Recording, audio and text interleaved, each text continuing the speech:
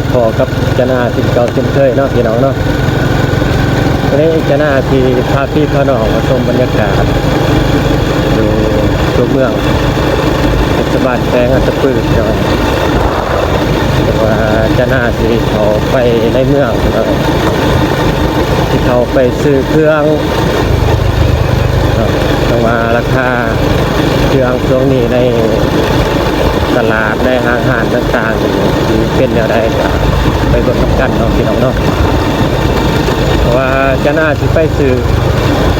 หน่วยหมักบ้านอยู่ป้อนพี่น้องที่ทับใส่งานกิจกรรมอยู่เทิงเขตผู้ด้อย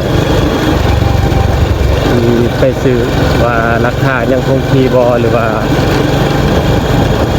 มีการเปลี่ยนแปลงเนาะพี่น้องเนาะ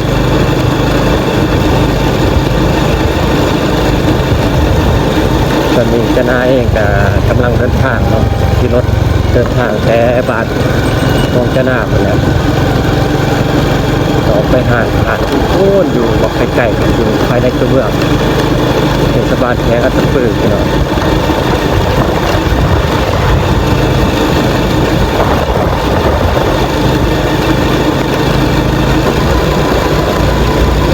กำลังไปห่างเนาะจะน่าที่ขี่รถก่อนพี่น้องเลยก่อนหน้าห้างแหละจะน่าที่อัปเดตใหม่พี่น้องเลยเพราะว่าห้างของเขาเจาะกับไกลพอทุกควรอยู่พี่น้องเลย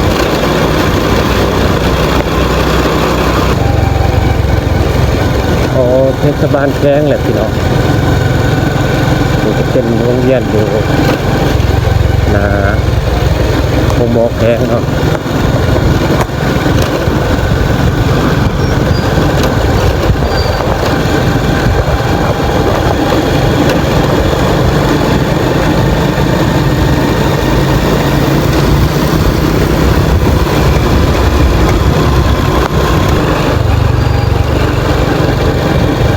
เทศบาลแข้งแหละพี่น้อง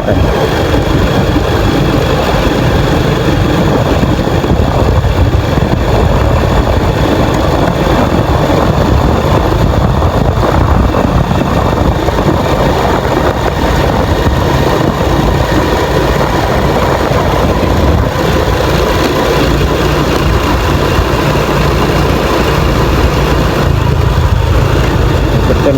ตลาดแรกเนาะตลาดรักษาแล้วก็คือ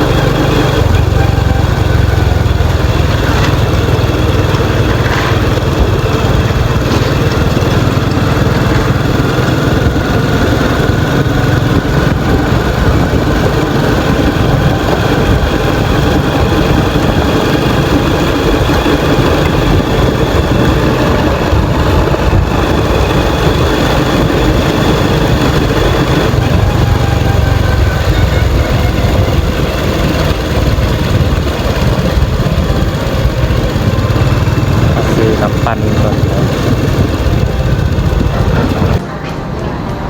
น้ำเอ็นเจน้ำปั่นไก่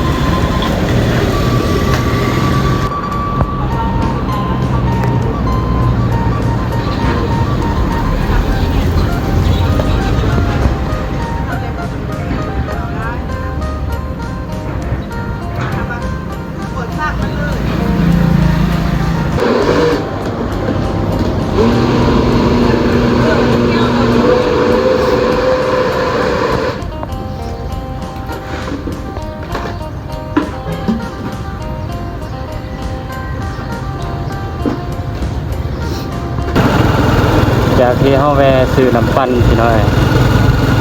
เดินทางต่อลำปันอะโวคาโดเนาะต่อมันก็หาพัดกีบ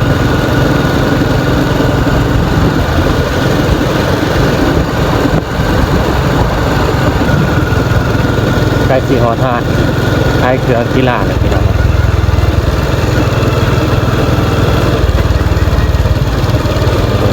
ฮอดแล้ว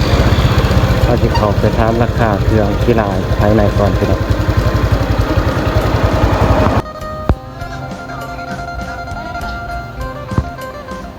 มีรายราคา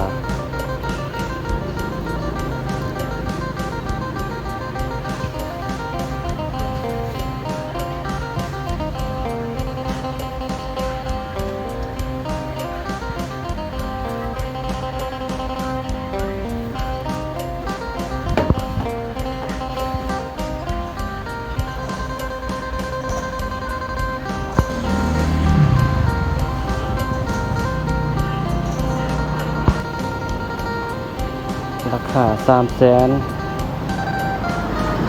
มันมีรายราคาใช้มักบ้านแล้วหน่วยหนึงพี่น้องราคา300,000สิ่งที่เท่าไรไปจ่ายตลาดมื้อนี้เนาะก็มีอยู่เถื่อ AC บานเตะแล้วน้ำมึกปินเตอร์เนาะบานเตะนี่หน่วยหนึ่ง300,000พี่น้องคือว่าแพงสมควรพี่น้องแพงพอสมควรบานเตะลูกบอลเนาะ AC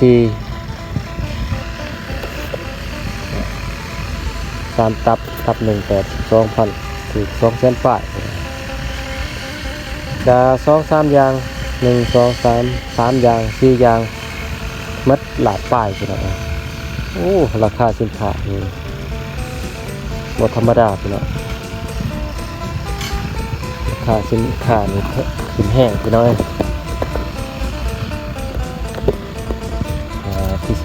ษก็ได้นำดอกไม้เนาะนำอะโวคาโด